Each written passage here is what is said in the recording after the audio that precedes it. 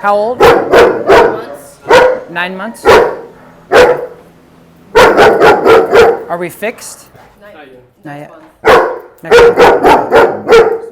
month. Okay. Have you ever used a muzzle? Just once at the vet. At the vet? Probably was pretty forced. Yeah, it was. Okay. I Why don't you just come a little bit closer? Just hold them like with, yeah, keep them like where you're at, but just you walk closer. Good. So typically, so watch what's happening. So this is what I'm doing is when you progress forward towards me, he then immediately wants to go to the door.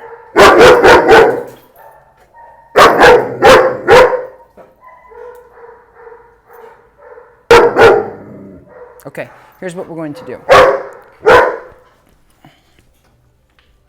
You're going to just walk towards me really slow, okay? And I'm just going to use this as a barrier. I just want to see his intentions, okay? So don't let him out so he can come around this thing and grab my leg. All of this is fear-based stuff.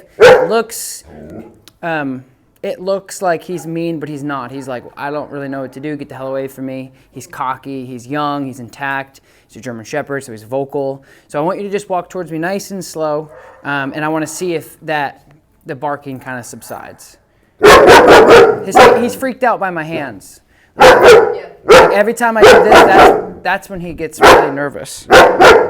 Just walk towards me a little bit more. Good. Good. And then hold.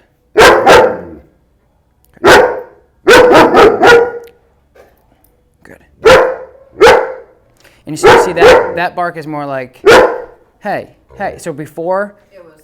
Row, row, row, row, row, row, right? So that's what you're looking. You're looking for a repetition, how many times he's repping it, and then you're also looking for like the tone of the voice that he's doing it. So before it was like, really, get the hell out of here, like really, and now it's more like, hey, hey, hey, like you know what I mean? Good, and then. So I'm just gonna. You just stand there, keep doing what you're doing. You're doing good. Good. Good. Okay. Cool. So it was like he's like, don't kill me. So just keep doing what you're doing. I'm gonna work him to just become a statue, and I'm just gonna do some temperament tests with him. Good. So that little like little hobble and then the back up. We're just trying to figure out exactly what his intentions are and why. Just because he's aggressive doesn't mean he won't bite. It means that he really doesn't want to bite. You know what I mean? Yeah.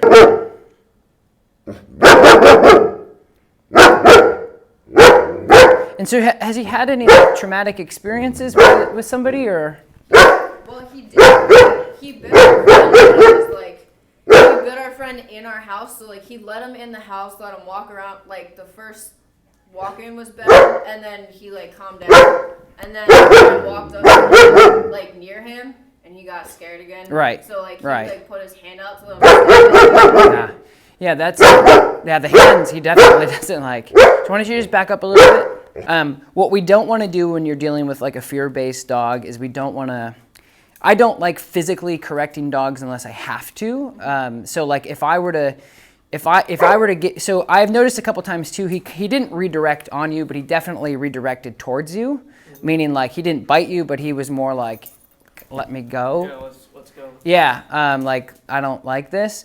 So I would definitely be hesitant or reluctant to put any type of physical correction on him, whether it be a slip collar or a prong collar for that. For healing and things like that, it's totally different. Because you got to look at like his. You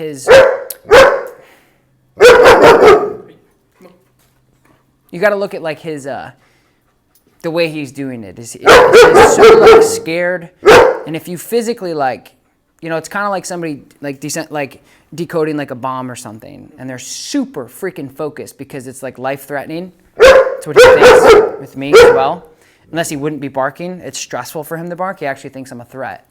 But anyway, and then somebody coming up and like poking you, you're gonna be like, what the right? So I don't want to like physically correct him. Now, if he's just being a big jerk, which may be a little percentile in there for sure. Yeah. So it's a little bit of both. But right now he's definitely like, he's a little bit afraid of me. That's why like when I move, he's very, and you could tell like in his body language. So see how he's cornering you? Yeah. Yeah. So that's him like that's him trying to take the wheel. Like see, like that's typical protection stuff. So we're gonna work on that, but in the future, just for put him like either put him next to you or like if you're meeting new people. I always put my dogs Like behind. to sit like this, and I'm kind of like only because I'm gonna give you a flexi, and you could go put it on him. You can keep your other leash on.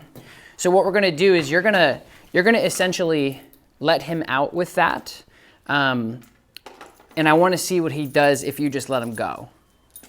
Okay, and you'll be able to catch him with that. So if he gets close enough where I have to barrel fight him, like some sort of clown in a rodeo, then you can just pull him back and it's no big deal.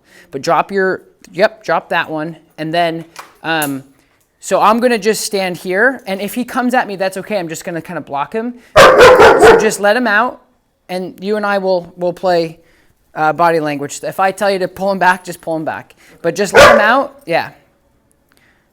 Good. And then what we're trying to do is seeing like his bluff.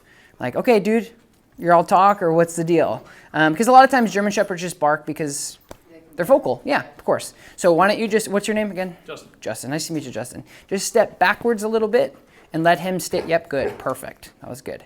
Oh, he's like, don't leave me. Yeah. Right? So that's good. So Justin, why don't you just walk? Yeah, walk. It's with both of us. Like, yep. You'll do it. Yep. So one of you just, Justin, because you're holding that. Why don't you sit down so you're kind of disabled out of the mix, and then why don't you just walk towards me, and we'll see what he does. And it's interesting.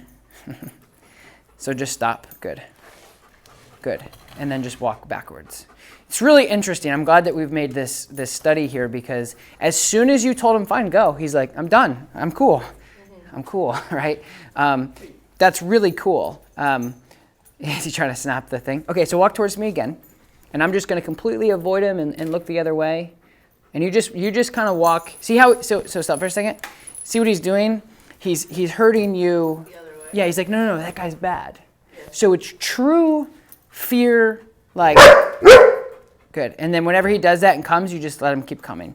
But that's like, he's truly trying to look out for you.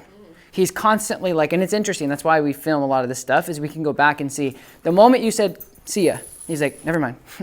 And then what he did is he went back and forth, and he caught you, like he tried to push you back. He does that when we're... So it's natural herding behavior for a German Shepherd. They're herding dogs in the first place, so it's pretty natural. But it's interesting, like you got to dissect the actual behaviors of why he's doing it, which is pretty cool. So I'm just going to move around a little bit. Good. Good. Now you walk right towards me. Let's switch sides. I'll come over by mom. And then you walk right towards me again. Oh, this is interesting. Good. Good. Now keep walking backwards. Good. Just, yep. I know you can just keep letting him, like if he wants to keep progressing. Okay. I'm not too afraid that he's just talk, but it's interesting to see the difference of when you actually let him go. Yeah. It's almost significant. So that will also fall under the category of just leash reactivity. Just let Good. Good. The only time you want to catch him is if you try to sneak around this thing. Good. Good. Now walk towards me. Good. Yeah. Good. Good.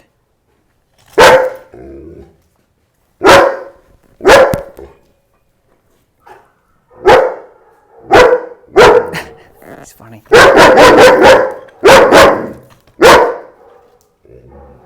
What we're going to do is now we've kind of understood his intentions of like if you actually let him go.